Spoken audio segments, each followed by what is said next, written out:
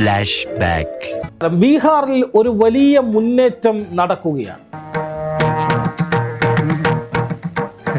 നമസ്കാരം. നമസ്കാരം. BJPക്കെതിരെ രാജ്യവ്യാപകമായി കോൺഗ്രസും ഇന്ത്യ മുന്നണിയും നടത്താൻ പോകുന്ന ഒരു വലിയ മുന്നേറ്റത്തിന്റെ സാമ്പിളാണ്. അവസാനമായി പറയുകയാണ്, മര്യാദയ്ക്ക് കീഴടങ്ങണം. നാണവും മാനവും ഇല്ലാത്ത ഇവന്മാരെ കൂടെ ചേർന്ന് പറഞ്ഞ ജീവിതം പാഴാക്കണ്ട. ഇനിയും അധികം നേരം ഓർന്ന് ചലിച്ചാൽ നിന്നെയൊക്കെ അടിച്ചു കൊന്ന് ഉച്ചത്തിൽ കെട്ടിത്തൂക്കും. ശരി, എന്നാൽ ഒരുങ്ങിക്കോ.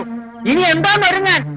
ബീഹാറിലെ തെരഞ്ഞെടുപ്പ് തോൽവിയിൽ ഇന്ത്യ സഖ്യത്തിൽ അതൃപ്തി പുകയുകയാണ്. സമാജ്വാദി പാർട്ടിക്ക് പിന്നാലെ രൂക്ഷ വിമർശനവുമായി ശിവസേനയും രംഗത്തെത്തി.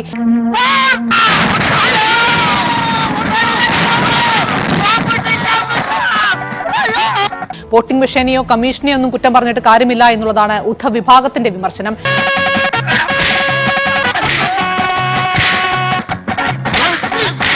രാഹുൽ ഗാന്ധി നമുക്കറിയാം ഏതാണ്ട് ഒരു അര മാസത്തോളം അവിടെ നിന്ന് ക്യാമ്പ് ചെയ്ത് വളരെ പ്രചാരണമൊക്കെ തന്നെ നടത്തുകയും ഒക്കെ തന്നെ ചെയ്തിരുന്നു. പക്ഷേ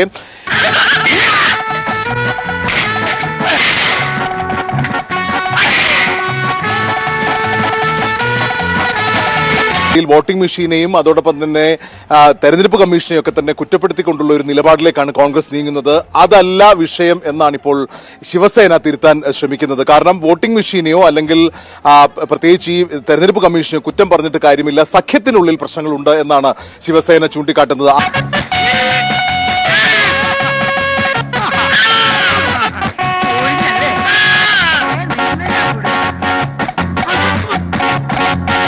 വെറുതെ തെരഞ്ഞെടുപ്പ് കമ്മീഷനെയോ അല്ലെങ്കിൽ ഈ ഇലക്ഷൻ മെഷീനറിയോ മാത്രം കുറ്റം പറഞ്ഞിട്ട് കാര്യമില്ല എന്ന് ശിവസേന ചൂണ്ടിക്കാട്ടുന്നു. മാത്രമല്ല, സഖ്യത്തിനുള്ളിലെ പ്രശ്നങ്ങൾ എന്ന് പറയുമ്പോൾ കോൺഗ്രസും നമുക്കറിയാം CPIയും ഒപ്പം RJDയും ഒക്കെ പരസ്പരം മത്സരിക്കുന്ന ഒരു സാഹചര്യം ബീഹാറിലുണ്ടായിരുന്നു. അത് ആ ഘട്ടത്തിൽ തന്നെ ശിവസേന അടക്കമുള്ള കക്ഷികൾ ഇടപെട്ടുകൊണ്ട് ഈ പരസ്പര മത്സരത്തിൽ നിന്ന് പിന്മാറണം എന്ന് ആവശ്യപ്പെട്ടിരുന്നു. പക്ഷെ അന്നേരം ഒന്നും തന്നെ ഇത്തരത്തിലുള്ള ഒരു നീക്കത്തിന് സഖ്യകക്ഷികൾ തയ്യാറായിരുന്നില്ല. ഏറ്റവും ഒടുവിൽ കനത്ത തിരിച്ചടി നേരിട്ട സാഹചര്യത്തിൽ പിന്നീട് തെരഞ്ഞെടുപ്പ് കമ്മീഷൻ നേരെ തിരിയുന്ന ഒരു സാഹചര്യത്തിൽ കൂടിയാണ് ജനങ്ങൾക്ക് അത് ബോധ്യമാകുന്നില്ല, ജനങ്ങൾക്ക് അത് ദഹിക്കുന്നില്ല എന്നുകൂടി ഇപ്പോൾ ശിവസേന തിരുത്താൻ ശ്രമിക്കുന്നത്.